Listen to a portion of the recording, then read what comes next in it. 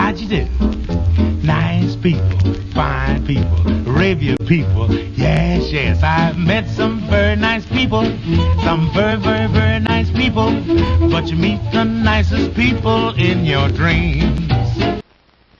Good president, the friend of all people of goodwill, a believer in the dignity and equality of all human beings, a fighter for justice, an apostle of peace, has been snatched from our midst by the bullet of an assassin. The voice is that of Chief Justice Earl Warren.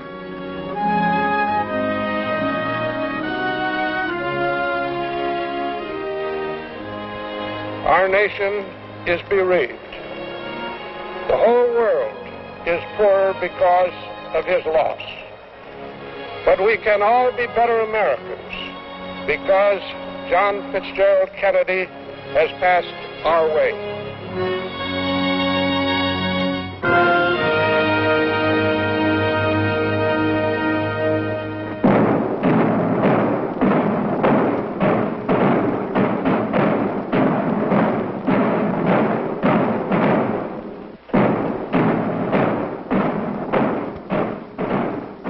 Ambassador Adlai Stevenson.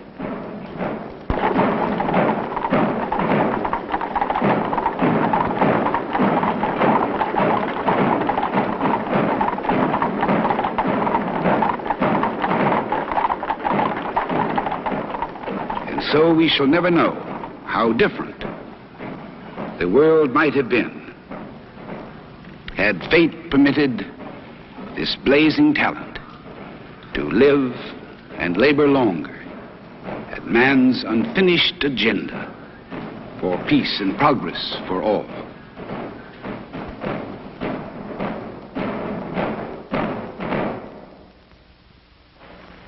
Only a few generations have been granted the role of defending freedom in its hour of maximum danger. I do not shrink from this responsibility. I welcome it.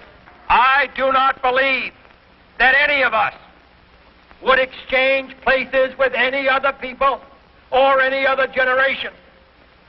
The energy, the faith, the devotion which we bring to this endeavor will light our country and all who serve it. And the glow from that fire can truly light the world. And so, my fellow Americans, ask not what your country can do for you. Ask what you can do for your country.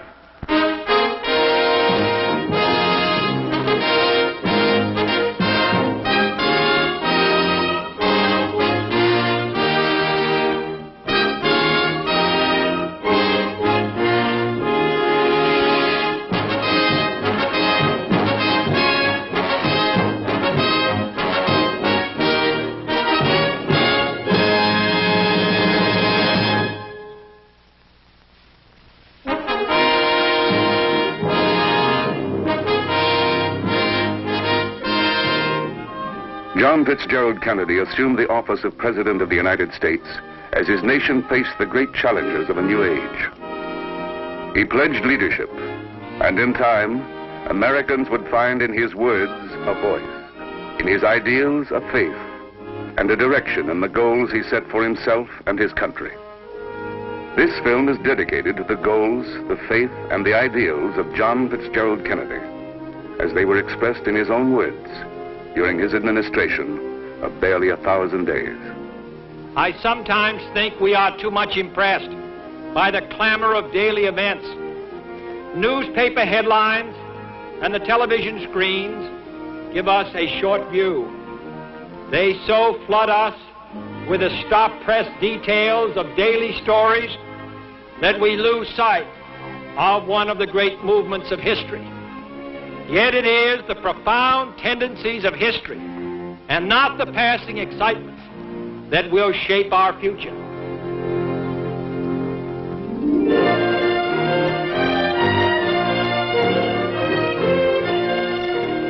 Space is open to us now, and our eagerness to share its meaning is not governed by the efforts of others. we go into space because whatever mankind must undertake, free men must fully share.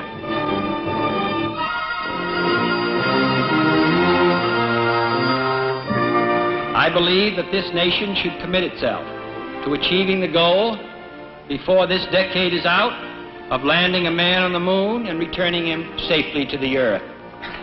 No single space project in this period will be more impressive to mankind or more important for the long-range exploration of space, and none will be so difficult or expensive to accomplish. But in a very real sense, it will not be one man going to the moon. It will be an entire nation, for all of us must work to put him there.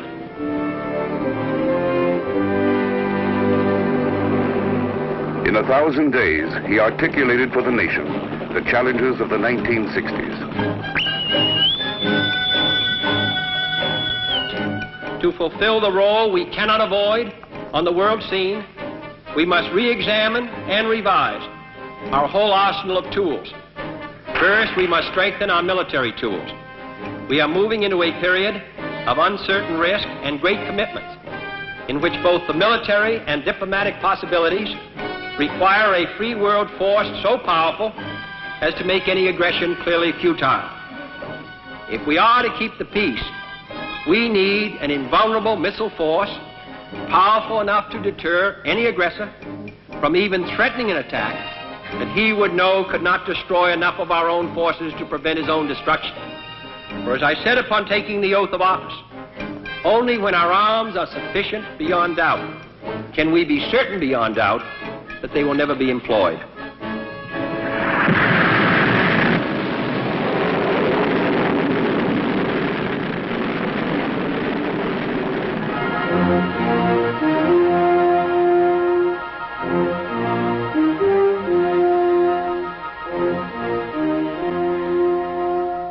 Historians report that in 1914, with most of the world already plunged in war, Prince Bülow, the former German chancellor, said to the then chancellor, Bethmann Hollweg, "How did it all happen?" And Bethmann Hollweg replied, if only one knew.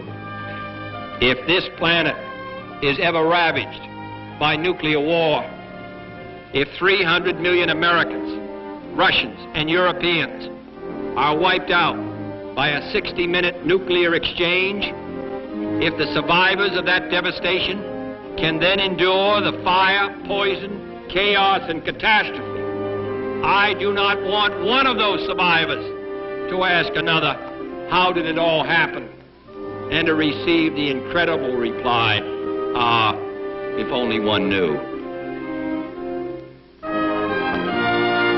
Pledged to turn swords into plowshares, John F. Kennedy launched the first step toward the control of arms, bringing hope to an age of danger.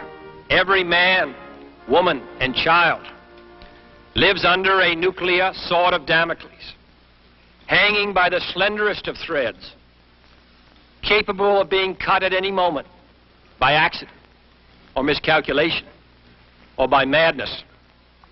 The weapons of war must be abolished before they abolish us. Our representatives have met at the summit and at the brink.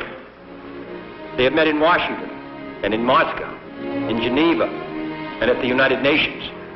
But too often these meetings have produced only darkness, discord, or disillusion. Yesterday, a shaft of light got into the darkness. Negotiations were concluded in Moscow on a treaty to ban all nuclear tests in the atmosphere, in outer space, and underwater. This treaty is not the millennium, but it is an important first step, a step towards peace, a step towards reason, a step away from war.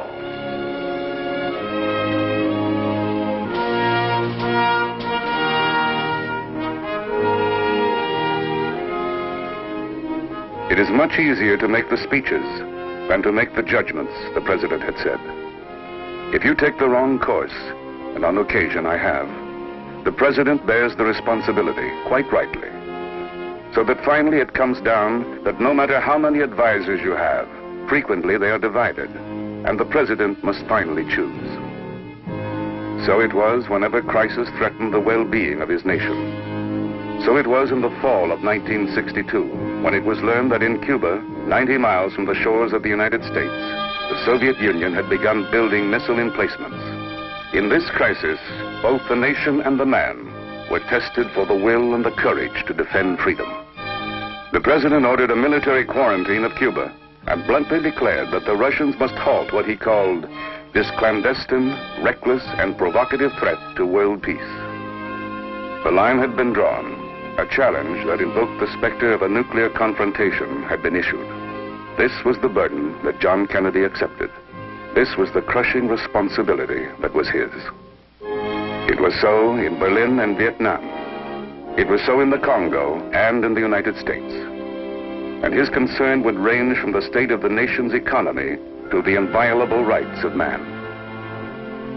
Now the time has come for this nation to fulfill its promise. The fires of frustration and discord are burning in every city, north and south. It is not enough to pin the blame on others, to say this is the problem of one section of the country or another. A great change is at hand, and our task, our obligation, is to make that revolution, that change, peaceful and constructive for all.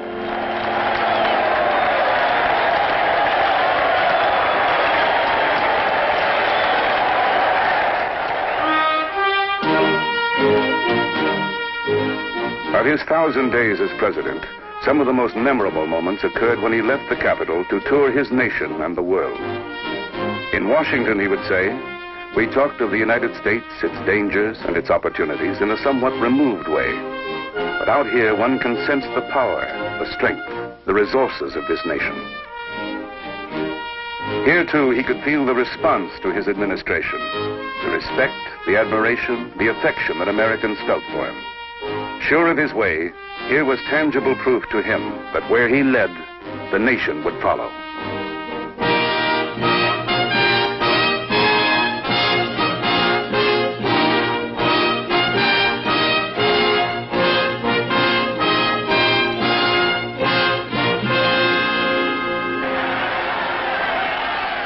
With the nations of Latin America, he forged the Alliance for Progress, and he came to symbolize the dignity and liberty it promised to the people of this hemisphere. I shall return to Washington and tell the people of my country that you and they are bound together in one of the great adventures of human experience to make of our hemisphere a bright and shining light for all the world.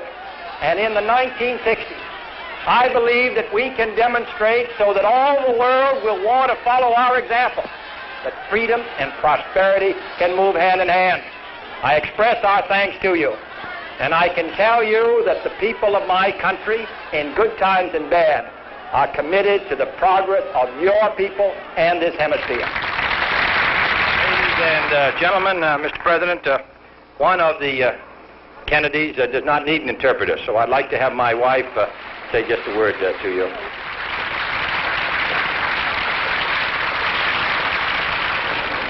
Estas cosas deberían estar al alcance de todos y no limitarse a unos pocos afortunados.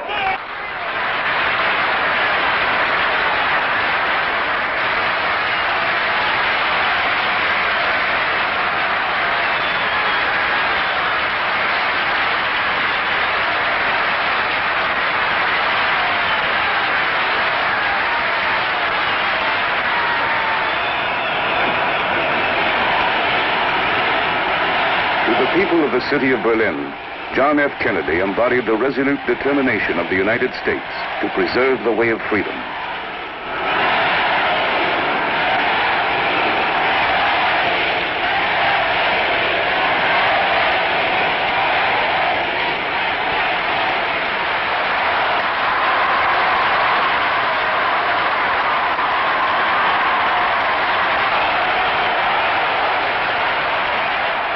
Free men, wherever they may live, are citizens of Berlin.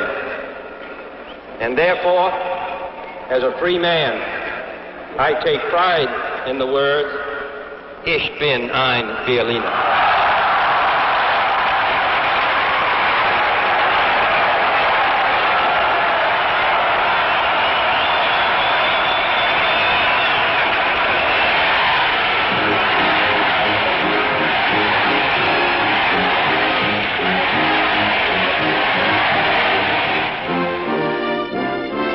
In Paris, as in every city he visited, the people cheered him as they would his nation, for the two were indivisible.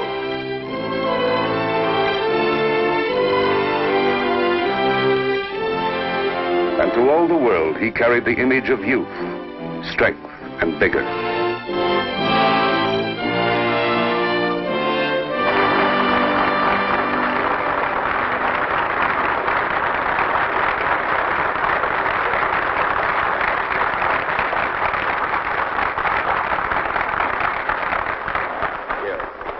Chairman,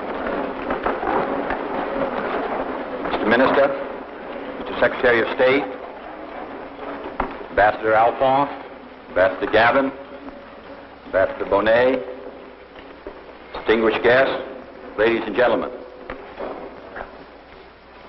I do not think it altogether inappropriate to introduce myself to this audience. I am the man who accompanied Jacqueline Kennedy to Paris, and I've enjoyed it.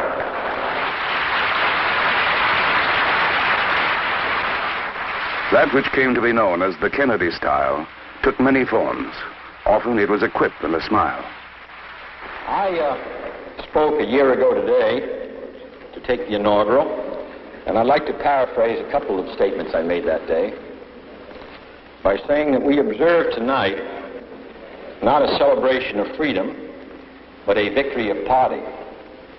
For we are sworn to pay off the same party debt our forebears ran up nearly a year and 3 months ago. Our deficit will not be paid off in the next 100 days, nor will it be paid off in the first 1,000 days, nor in the life of this administration, nor perhaps even in our lifetime on this planet, but let us begin.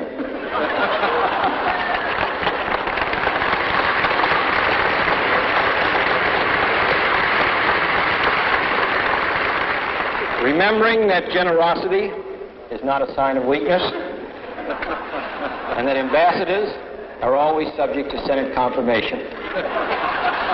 For if the Democratic Party cannot be helped by the many who are poor, it cannot be saved by the few who are rich.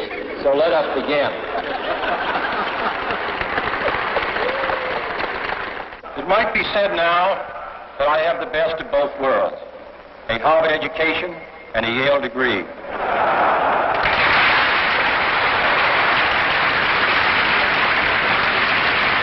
1952, when I was thinking about running for the United States Senate, I went to the then Senator Smathers and said, "George, what do you think?"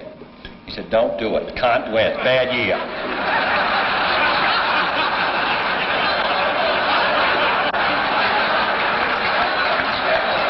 In 1956, I was at the Democratic Convention, and I said I didn't know whether I'd run for vice president or not. So I said, "George, what do you think? This is it. They need a young man. It's your chance." So I ran and lost. And in 1960, I was wondering whether I ought to run in the West Virginia primary. Don't do it. That state you can't possibly carry. And actually, the only time I really got nervous about the whole matter at Los Angeles was just before the balloting. George came up and said, "I think it looks pretty good for you."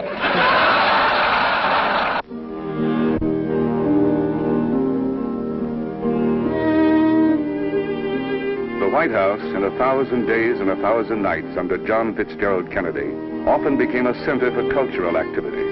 And that was part of the Kennedy style. As he sought to achieve excellence in all that he undertook, so did he admire and encourage talent and genius.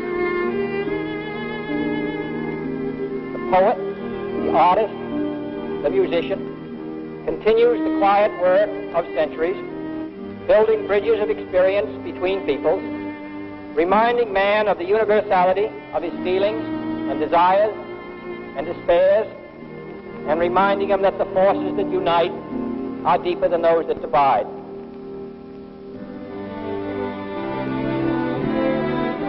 From his incredibly broad range of interests, John F. Kennedy shaped the path of his administration.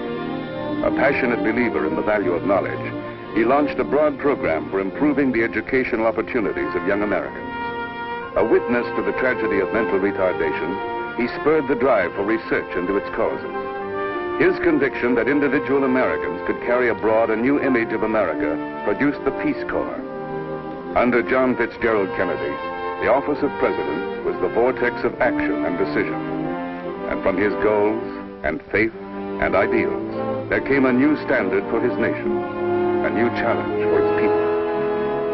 All this in 1,000 days. Ask every person if he's heard the story, and tell it strong and clear if he has not, that once there was a fleeting wisp of glory called Camelot.